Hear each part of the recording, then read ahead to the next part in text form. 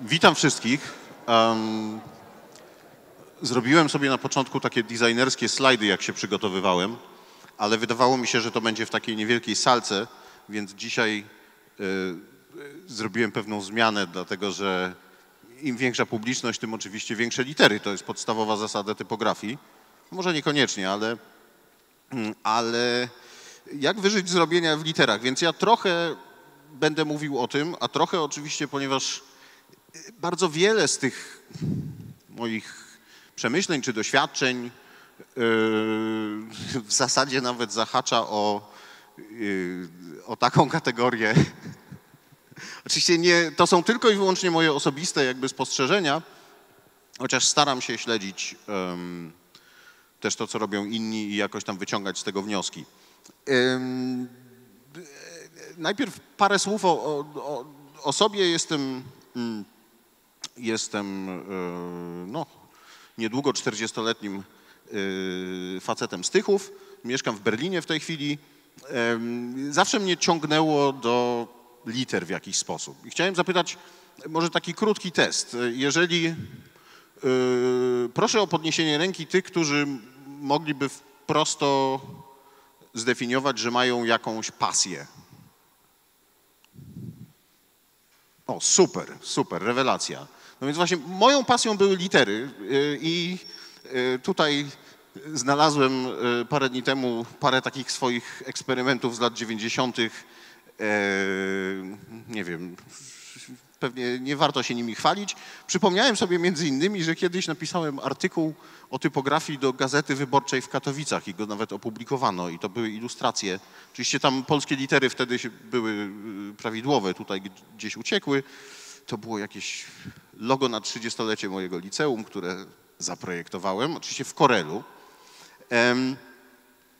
Później trafiłem na uczelnię i tam też mnie ciągnęło do liter. Studiowałem tak naprawdę do liter i do projektowania graficznego. Studiowałem tak naprawdę ekonomię i kulturoznawstwo we Frankfurcie nad Odrą. Ani jednego, ani drugiego nie skończyłem, bo studiowałem dużo i prawie skończyłem, ale w tym czasie zajmowałem się takimi rzeczami jak zaprojektowanie, prawda, wizerunku corporate identity dla mojej uczelni, bo to było ciekawsze i jedną z rzeczy, którą wtedy odkryłem wtedy dwie rzeczy. Jedna to jest to, że typografia jest bardzo mocno związana z językiem, a jeszcze bardziej z wieloma językami. Ja miałem to szczęście, że rodzice jakby inwestowali w moją naukę języka i nauczyłem się, powiedzmy, rosyjskiego w szkole, angielskiego, niemieckiego i to było tak naprawdę kluczowe, bo ja się przyznam, że ja nie jestem ani jakimś wybitnym znawcą typografii, ani za bardzo też się na tym wszystkim nie znam. Może trochę w międzyczasie, ale nie byłem nigdy zanadto utalentowany. Natomiast nauczyłem się paru języków i potrafiłem opowiadać jednym ludziom na świecie o tym, co się dzieje w innym miejscu i na odwrót. I bardzo, bardzo, bardzo wszystkich namawiam, jeżeli chcecie pracować, dziś jest to możliwe oczywiście w różny sposób, gdzieś na świecie, to poza jakby ćwiczeniem tego, co robicie, jeżeli chodzi o warsztat, o projektowanie dowolne, to naprawdę inwestujcie w języki obce. Najlepiej więcej niż jeden. Jeżeli ktoś się interesuje typografią i literami, to bardzo, bardzo namawiam, żeby zamiast na przykład opanować, nie wiem, 2 języki świetnie, doskonale, to żeby starać się nauczyć trochę, nie wiem, 6, 7, włącznie z takimi jak, nie wiem, trochę arabskiego, żeby się nauczyć czytać po arabsku, czytać w Devanagari i mieć podstawy po hebrajsku czy po grecku, żeby rozumieć, czy choćby cyrylicę, żeby rozumieć, o co chodzi w tych systemach pisma. Pierwsze moje jakby takie, to była jedna rzecz, to była pasja, a druga rzecz, kto z was, i tu teraz od razu powiem, chodzi mi o coś takiego jak misja, ale misja nie w znaczeniu, że moją misją jest, że chciałbym być sławny i zarabiać dużo pieniędzy, tylko trochę inny rodzaj misja, który nie wpada w tę kategorię. Kto z was ma jakąś misję? O, już jest trochę mniej niż pasja, bo to jest bardzo ciekawe. Misja potrafi być też bardzo uciążliwa. Ja miałem taką misję, postawiłem sobie za zadanie żeby zmienić. Nie podobały mi się ogonki we wszystkich fontach, więc stwierdziłem, że ogonki mają być ładniejsze. No więc tworzyłem zrobiłem taką stronę internetową, która do dzisiaj tak wygląda, jest z 97 roku. Tam rysowałem, tłumaczyłem, twierdziłem, jak jest dobrze, jak jest niedobrze. Dzisiaj trochę inaczej na to patrzę i już jest to bardziej, już nie jestem tak ekstremalny w tych swoich opiniach, ale okazało się, że poza takim pokrzykiwaniem, że to jest niedobre, okazało się, że dzięki internetowi, bo wtedy też odkryłem internet, że ludzie tego jakby słuchają, tak? Że ktoś potraktował to poważnie, dlatego że zdałem sobie sprawę, że to, co było dla mnie ważne, mimo że wydawało mi się, że jestem jedynym człowiekiem, nie wiem, w Polsce, a może i na świecie, którego obchodzą ogonki. Okazało się, że nie, że bardzo daleko ode mnie, na pewno nie w Tychach,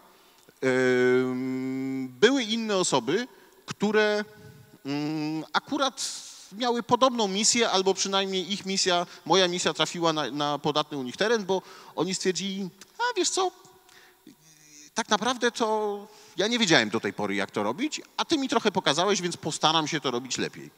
I natworzyłem tego, później pomagałem projektantom robić ogonki, poprawiać je trochę. Najbardziej dumny jestem oczywiście z tego projektu, to jest Arial, ponieważ w pewnym sensie zwieńczeniem mojej misji było to, że kiedyś Arial, który był dołączany do Windowsa, był taki, a w którymś tam roku, już nie pamiętam którym, Microsoft poprosił mnie, żebym narysował, że jak już uważam, że te ogonki są niedobre, to żebym narysował swoje i oni je dołączą do Windowsa.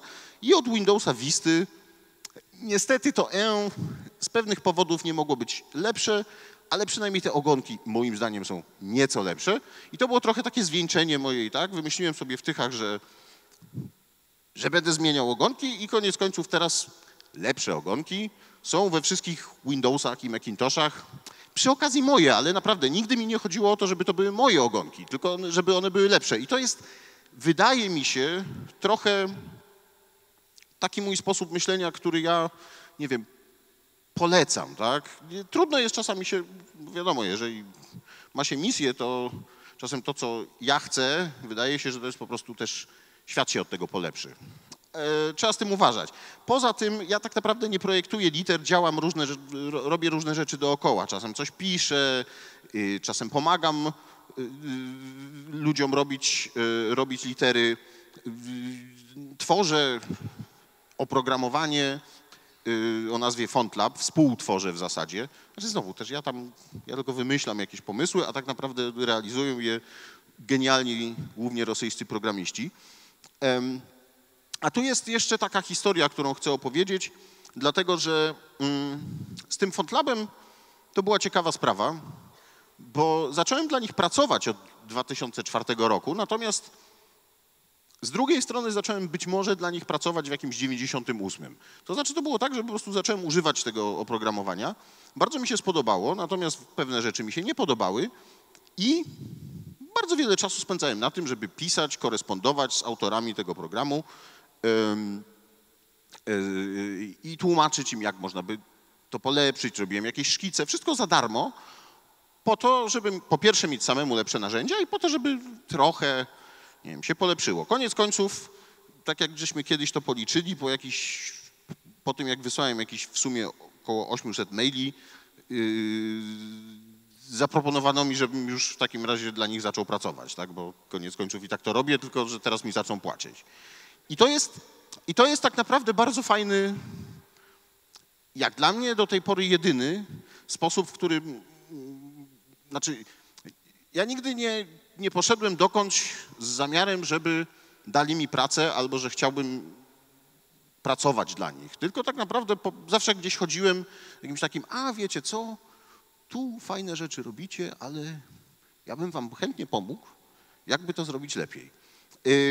To jest, tu tylko pokażę kawałeczek, bo cały czas pracujemy teraz nad nowym narzędziem. Mamy tam oczywiście różne fikuśne pomysły na przykład. To znaczy to jest taka rzecz, jak ktoś projektuje litery, to wie, że takie rzeczy do tej pory było zrobić dosyć trudno, bo to jest zwykły font, tak? Zwykła czcionka. Tutaj nie ma żadnych parametrów, żadnych cudów. Druga rzecz, którą tylko kilka sekund, rzecz, którą zawsze chciałem móc zrobić, a w programach do edycji wektorowej za bardzo się tego nie dawało, więc mam nadzieję, że niedługo będzie się dało, bo działa to bardzo fajnie. Jak ktoś pracował z wektorami, nie wiem, w Illustratorze czy w innych takich programach, to podejrzewam, że wie, o czym mówię. Dobra, tyle na temat FontLaba. Potem pojawili się oczywiście typografowie, projektanci liter, z którymi zacząłem współpracować i tu taka historia na przykładzie, ponieważ zaczęliśmy pracować razem w międzyczasie z Łukaszem, no, chyba zaprzyjaźniliśmy się i ta nasza współpraca jakoś tam też się układa i ja go chciałem użyć jako takiego przykładu, żeby trochę powiedzieć o kilku konkretnych rzeczach związanych z projektowaniem krojów i z fontami i z tym, jak biznesowo można podejść do... Tak, to nas dwóch, a ten trzeci z tyłu to Robert Chwałowski, niezmordowany też aktywista i organizator takiego kursu typografii ACT w Warszawie, akademicki kurs typografii, w którym też razem wykładamy. Chciałem wziąć 4 przykłady, 4 kroje, w zasadzie po części większe, po części mniejsze, rodziny pism, które Łukasz zaprojektował, a ja mu troszeczkę w minimalnym stopniu gdzieś tam pomogłem przy sprawach głównie technicznych, żeby omówić 4 takie podstawowe pomysły na to, co można zrobić z krojami pism. Więc tu mamy Empik, Ringo, FF-Clan i Lato. Więc po pierwsze Empik, tak? Empik jest to krój, który został stworzony dla pewnego klienta. I trochę dzisiaj już było o umowach, tak? Więc tutaj chciałem powiedzieć, jakby taka pierwsza kategoria, czyli robimy litery dla pewnego klienta i przenosimy na niego całość autorskich praw majątkowych albo dajemy mu wyłączną licencję na zawsze. Mniej więcej jest to tożsame, czyli w pewnym sensie pozbywamy się, znaczy robimy to całkowicie dla klienta, klient płaci nam zwykle raz i musimy sobie wtedy też skalkulować, tak, czy nam się to opłaca, to znaczy, ponieważ wiemy, że raz nam zapłaci i już więcej żadnych pieniędzy z tego nie będzie. Jest to jeden z modeli. Jest to model, który no, czasem się sprawdza, czasem nie. W tym akurat przypadku, ponieważ ten krój był zrobiony tak, żeby był bardzo charakterystyczny i żeby jednocześnie też był brandem, jakby logotypem marki. Więc tutaj było oczywiste, że został stworzony w całości dla klienta i na wyłącznej licencji. Druga rzecz to przykład taki jak Ringo. To jest taki model, w którym Ringo kiedyś się nazywało Getin i przez 3 lata licencję na jego używanie z możliwością przedłużenia miał Getin Bank.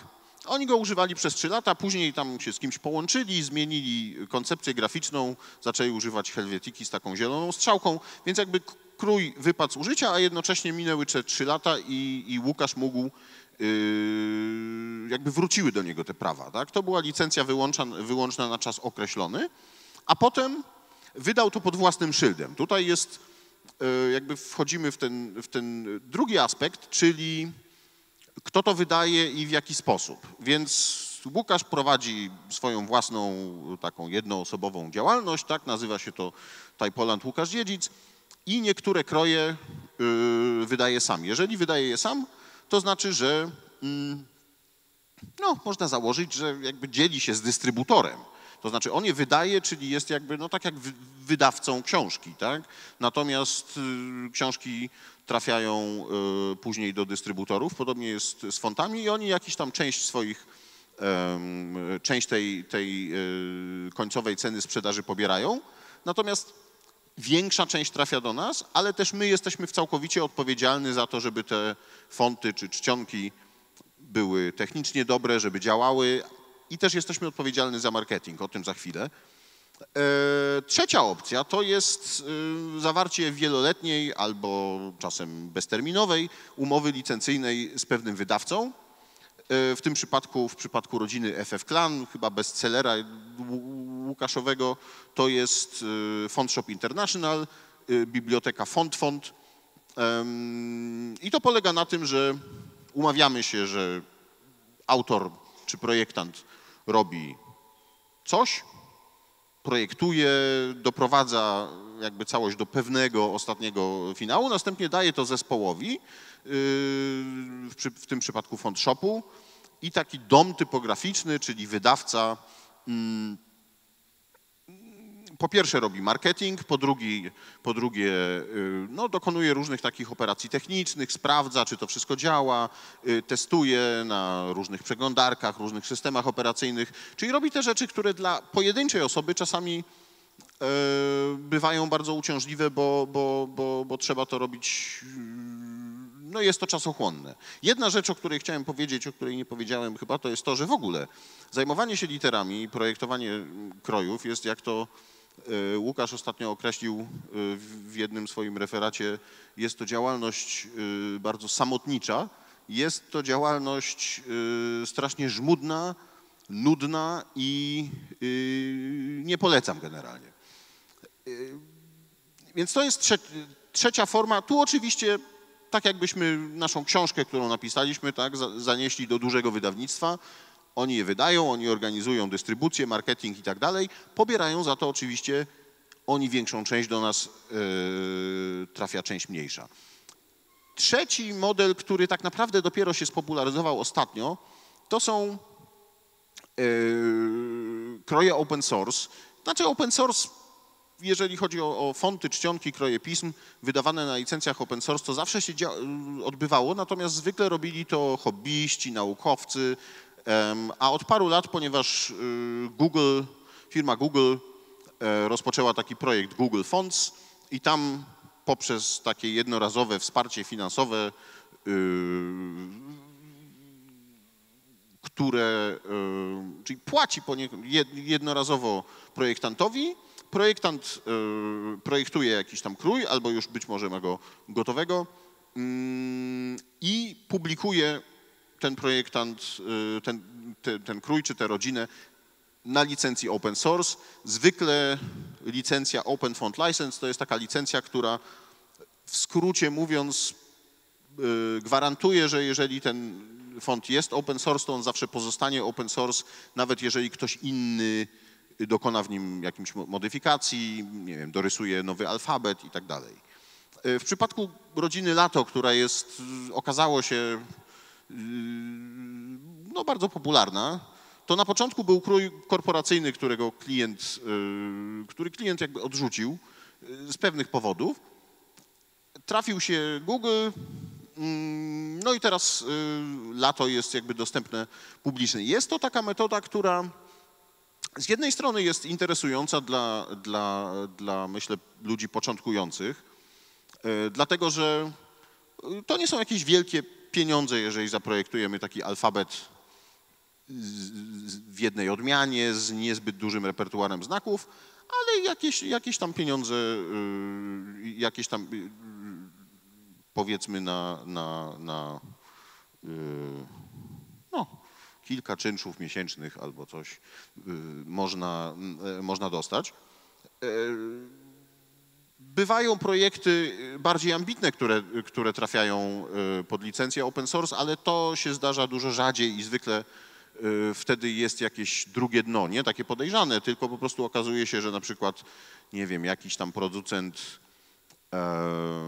oprogramowania potrzebuje fontów z jakimś konkretnym zestawem znaków i w tym momencie nie chodzi o to, żeby ten krój był open source, tylko że po prostu jest do czegoś potrzebny. I to w ogóle jest znowu, to jest jedna z najważniejszych rzeczy, które chciałem powiedzieć. To znaczy w przypadku projektowania liter dla mnie, ale też ci projektanci, których najbardziej cenię, to są ci projektanci, którzy tak naprawdę nie myślą o sobie, tylko myślą zwykle o rozwiązaniu pewnego problemu, tak? A przy okazji w jakiś sposób to akurat oni ten problem rozwiązują, ale przede wszystkim myślą o rozwiązaniu pewnego typograficznego problemu.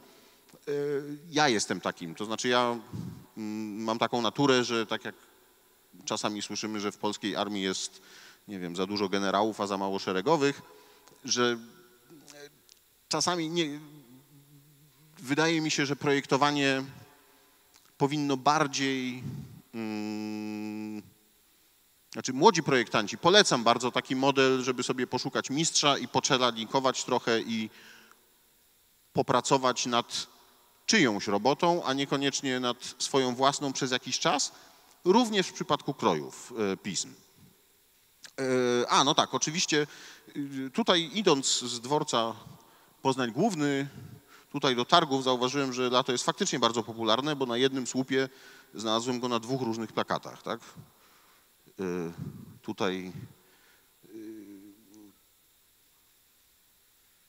Tutaj mamy po jednej stronie słupa lato, po drugiej stronie słupa lato, a kawałek dalej tak naprawdę jeszcze po raz trzeci, więc no to, ale to jest dosyć wyjątkowe, to znaczy istnieje oczywiście bardzo dużo, można sobie obiecywać, znaczy zdarzają się tego typu sukcesy czy wielka popularność, ale wiele krojów, mimo że są bardzo dobre, niestety jakoś giną, ponieważ tworzy się ich bardzo dużo. Teraz chciałem powiedzieć dajmy na to, że zaprojektowaliśmy jakiś krój i publikujemy go pod własnym nazwiskiem, tak? Czy na własnych zasadach jako wydawca.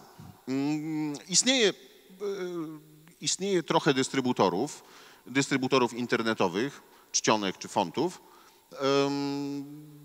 W międzyczasie ogromna większość z nich należy do jednej firmy, to znaczy Monotype, to znaczy i FontShop, i Fonts.com, i MyFonts, ale to są bardzo jakby niezależne w dalszym ciągu od siebie jednostki.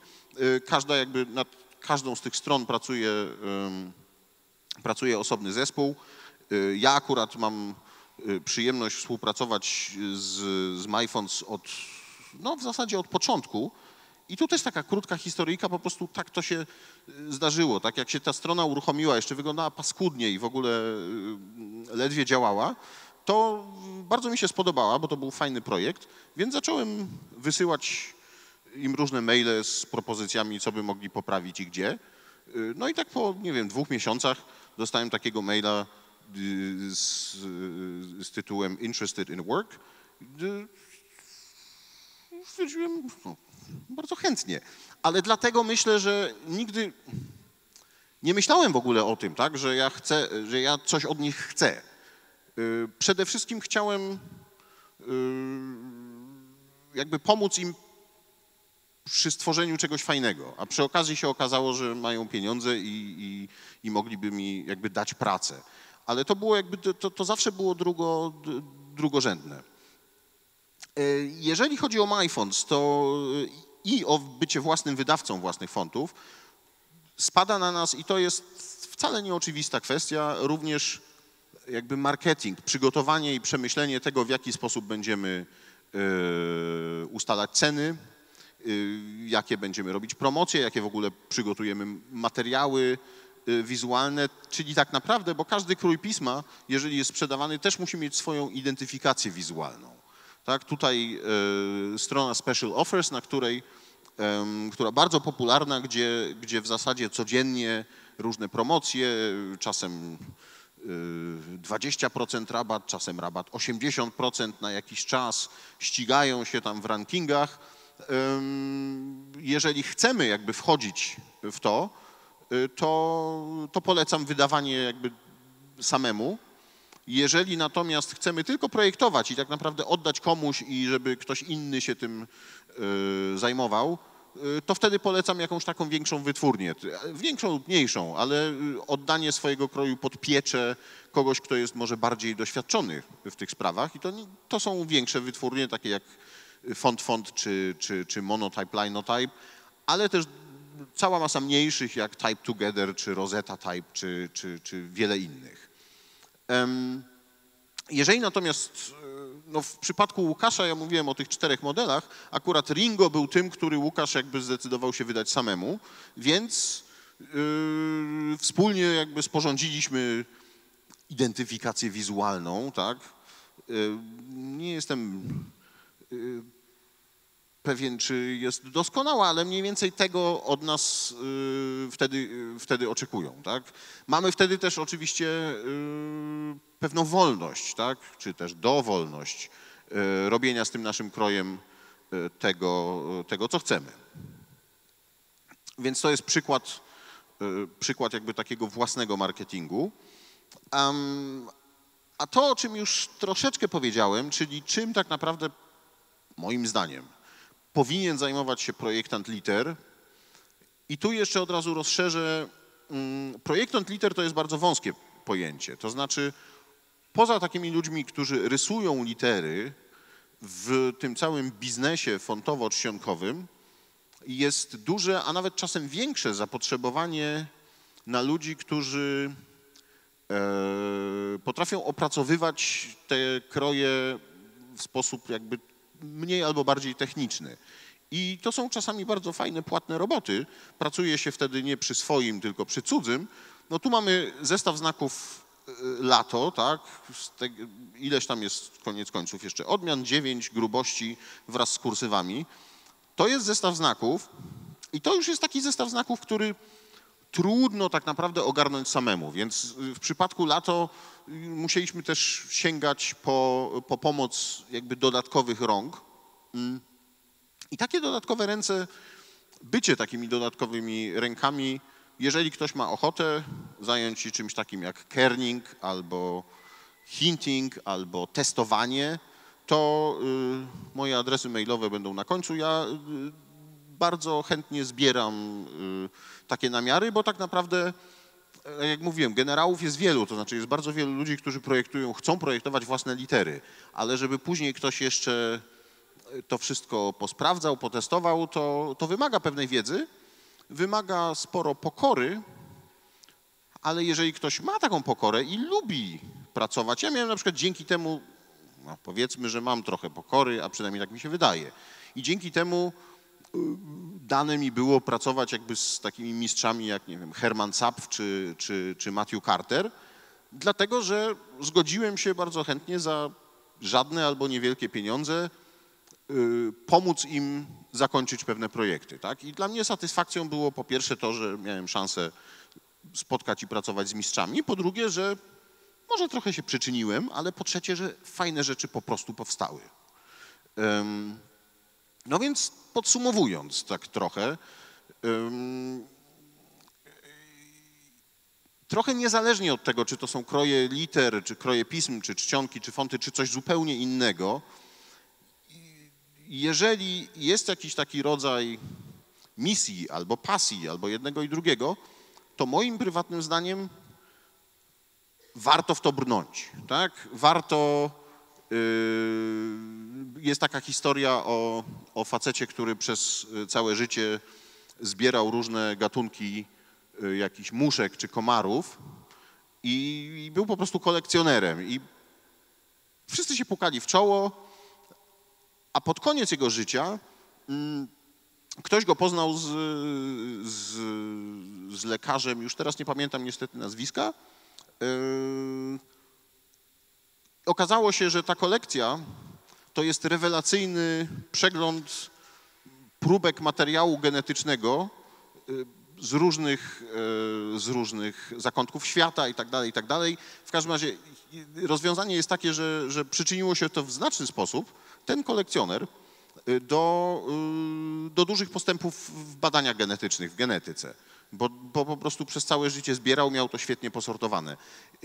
Takie pasje, inne pasje, warto je pielęgnować i ja jestem optymistą i wydaje mi się, że gdzieś w paru innych miejscach na świecie, szczególnie teraz dzięki internetowi łatwiej jest do takich ludzi dotrzeć, są też inni i z nimi możemy jakby znaleźć wspólny język i oni wcale nie muszą być, nie wiem, w Polsce albo w Berlinie, albo gdzieś tam mogą być w Ameryce Południowej albo w Hongkongu albo gdziekolwiek. Ja jakby w większości przypadków ja osobiście współpracuję z ludźmi skądś. Czasami ich w ogóle nie widziałem nigdy na oczy i wiem, że wielu z was ma takie też doświadczenia, także jakby nie obawiałbym się albo nawet nie formatowałbym, tak przynajmniej ja polecam, nie formatowałbym swojego, nie wiem, myślenia o tym, że co ja tu zrobię, dajmy na to, nie wiem, w Poznaniu, albo w Warszawie, albo w Polsce, na rynku, gdzie klienta znajdę. Klienta można znaleźć w Izraelu, jeżeli robi się coś fajnego i to jest albo gdziekolwiek. I w ogóle nie należy się obawiać tak myśleć, a przy okazji można oczywiście pracować dla firmy z sąsiedniego podwórka. Jeżeli mam trochę czasu na odpowiedź na jakieś pytania w tej chwili, to bardzo chętnie. Jeżeli nie, to chętnie się skonsultuję z tymi, którzy mają jakieś bardziej szczegółowe pytania dotyczące właśnie kwestii, nie wiem, licencji, sprzedaży, też techniczne, związane z fontami, krojami, czcionkami. To są te 3 adresy, pod którymi można mnie znaleźć. Nie jestem nie tweetuję, dlatego że jak może zauważyliście, jestem gadatliwy dosyć, więc 140 znaków to jestem w stanie co najwyżej powiedzieć dzień dobry albo dziękuję bardzo.